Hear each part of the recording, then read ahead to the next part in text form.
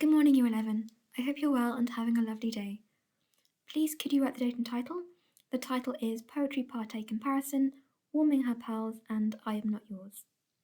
So for your do now, I would like you to do these two things. Firstly, write down which poems we have studied that deal with obsessive love, and secondly, write down any quotes you can remember from these poems.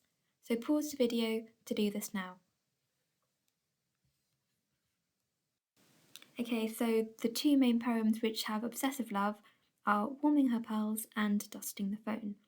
So there's some other poems which you could say are arguably obsessive, but these are the two main ones. And if you've written down any quotes, please do check that they're accurate. As I've mentioned before, if your quote is 80 to 100% accurate, you'll probably get the mark, you'll probably get credited for it. Whereas if it's less than 50%, say, you probably won't. So it's important that you're making sure the quotes that you're using are indeed accurate.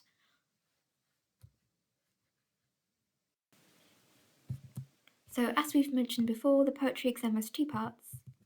The comparison of a known poem with an unknown poem in relation to a theme or idea, and the second section, part B, where you write about another poem from memory.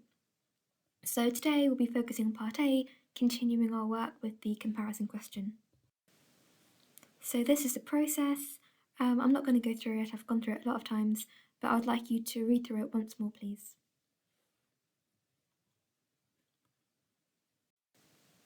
Okay, and that's the success criteria. Again, we've gone through it before, but just pause the video briefly so you can read through it again to refresh your memory.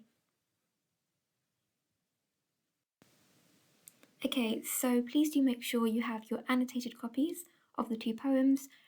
I'm not sure why, but some of you made notes in your book instead of on the poems. Maybe you didn't have them, but that doesn't really matter. So just make sure you have your notes from our lesson together last week and also the two poems. So you should have the title of the question written out in your book. Please make sure you have it written down and you have annotated it with ideas.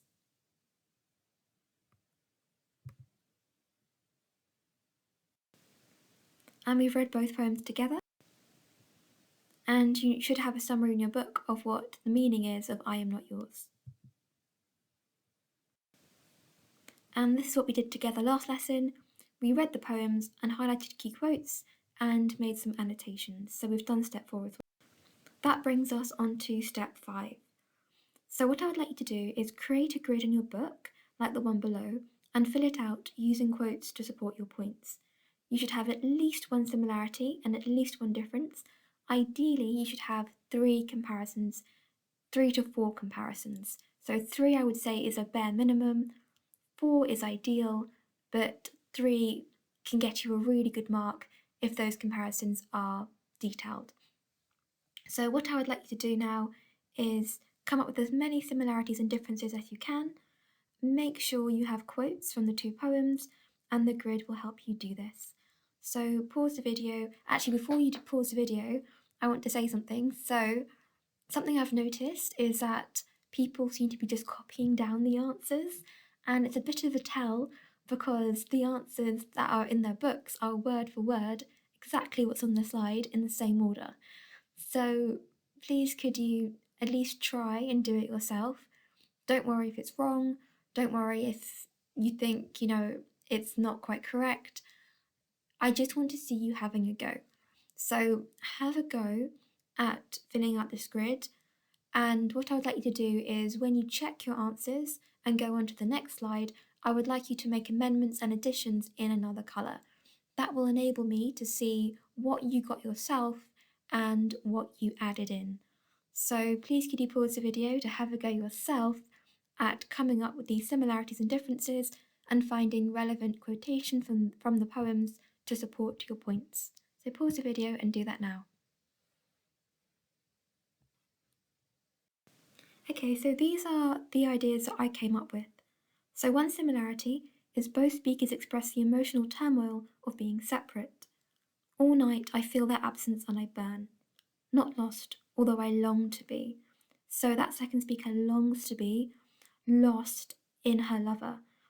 and that's due to her feelings of separation. Then another similarity, both speakers express a deep desire to be closer to the object of their affections than they currently are. I dream about her. In her looking glass, my red lips part as though I want to speak. Lost as a candle lit at noon, lost as a snowflake in the sea. So again, thinking back to this idea, she wants to be lost within her lover, lost within their love. So a difference, in Warming Her Pearls, the speaker is much more separate from the object of their affections, and their desired connection is therefore more unrealistic. I dream about her in my attic bed, picture her dancing. So remember, we talked about dream and picture being connected by the semantic field of fantasy.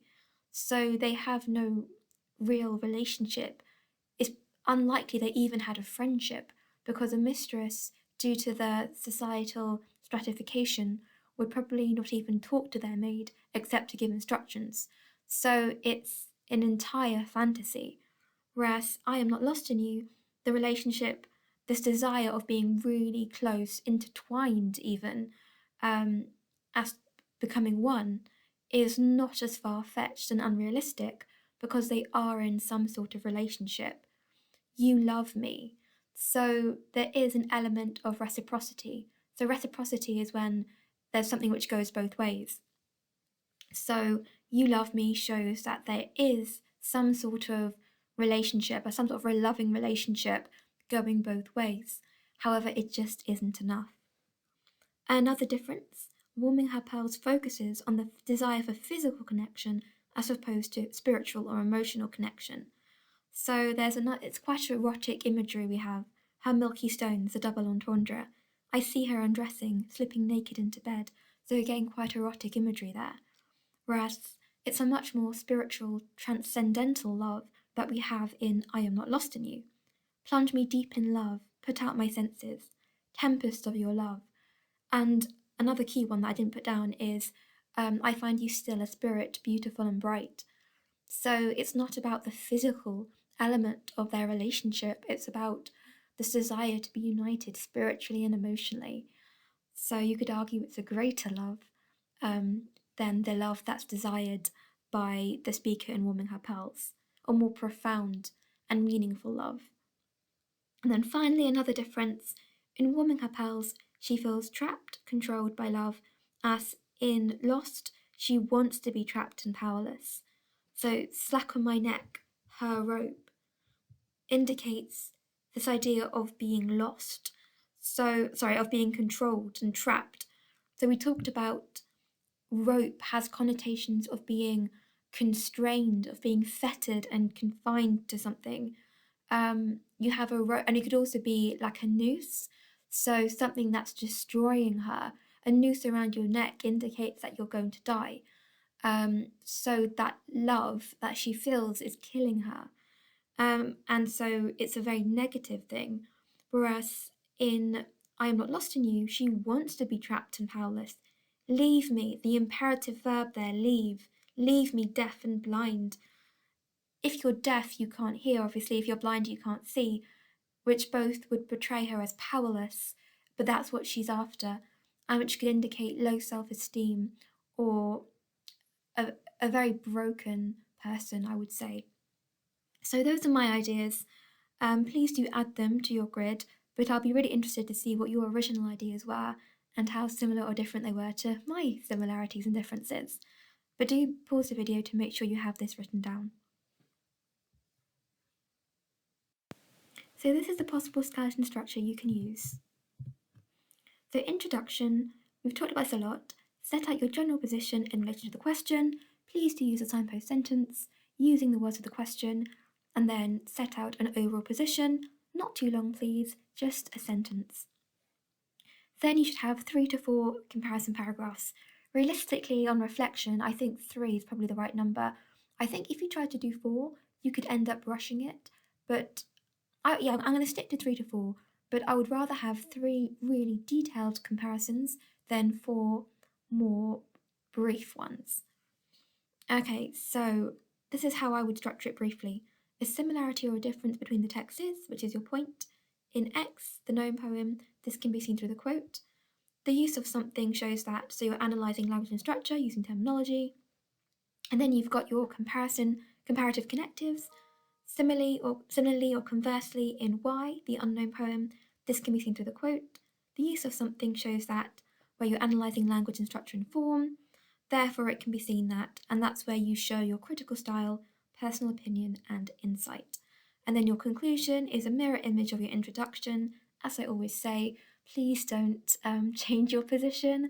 The introduction and conclusion must always mirror each other, not word for word exactly the same, but you're kind of presenting an argument that gets you into grade 7 or higher. And that argument should underpin everything you write. And so if you're changing your position, it makes you look like you don't know what you're doing.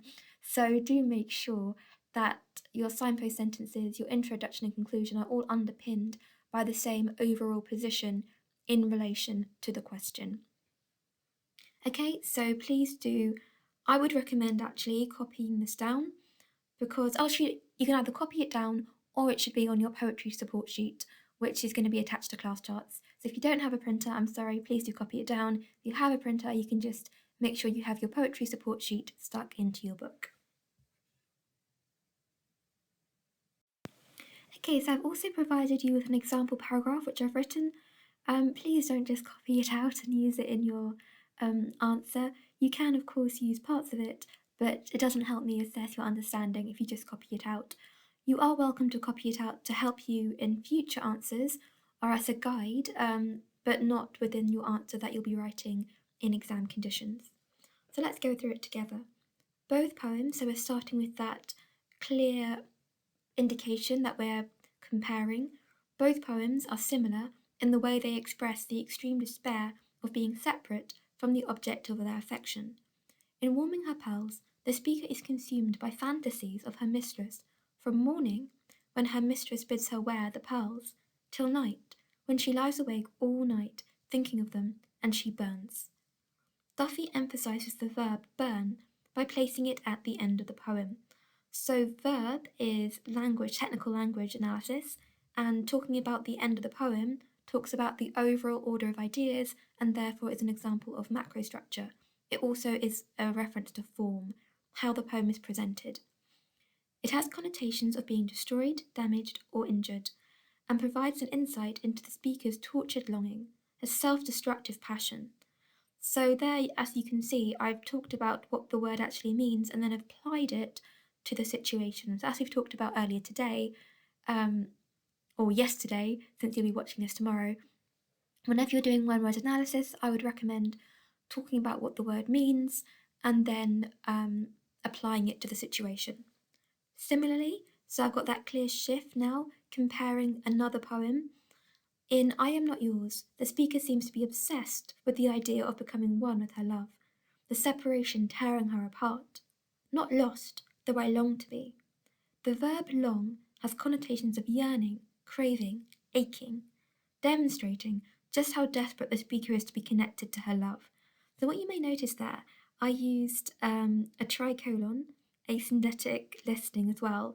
Remember that the writing techniques you use in language can be used in your literature essays too. You don't get extra marks for it, but it can help build a strong argument. So when your answer is viewed holistically, it can show a clearer argument if you've written persuasively, and using some techniques like this can present it in a really positive way. The best Romeo and Juliet essay I read wasn't from this class, it was from another class, but they used amazing tricolons, fantastic sophisticated vocabulary. It was a really powerful piece of writing. Even just standalone, forget the analysis, it was really well written. And so that's maybe something you want to try. If you think it's going to be too much for you, don't worry. But that's what I've tried to encompass in this model paragraph, because I think it can help demonstrate that you're able to craft an argument, which, as I've talked about, critical style is necessary to get a 7 or higher. So, yearning, craving, aching, demonstrating just how desperate the stanza is to be connected to her love. The word long is repeated repeated is structure in the first and second stanzas, and is one of a number of powerful verbs, plunge, swept, used to convey the passion of the speaker. their deep desire to unite with their love. It is clear to the reader that the speakers in both poems are consumed by a desperate yearning to be closer to the object of their affection. So, like I said, you're welcome to copy this out to help you and to help you when it comes to revision. You're welcome to use bits of this answer if it interweaves with what you are planning to do anyway. You're welcome to use bits of it, but please don't just copy it out into your own answer. That's not going to help me and it's not going to help you.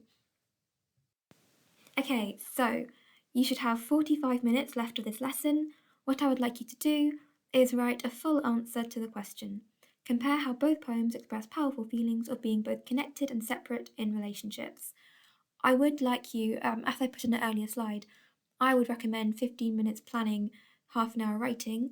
But because we've spent quite a lot of time going over this and you have your grid, I would recommend 5 to 10 minutes planning and the rest writing. Because I want you to get into the habit of writing quickly by hand, as you'll have to do in your next poetry exam, I'm not going to get you to type this up. I'm sorry if you like typing, I prefer typing too, but sadly you do need to write in your exam, so please do write it up, but please use your best handwriting because it's really difficult to read handwriting at the best of times for certain people, let alone on a screen. So please do use your best handwriting so I can read it easily, and make sure your photos are clear and not blurry. So without further ado, off you go, please.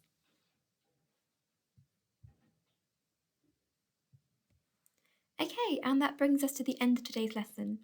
Hopefully it wasn't too difficult because we have spent quite a lot of time going through the poems together, and that's why I thought it'd be quite a good one to start off with in terms of our poetry revision.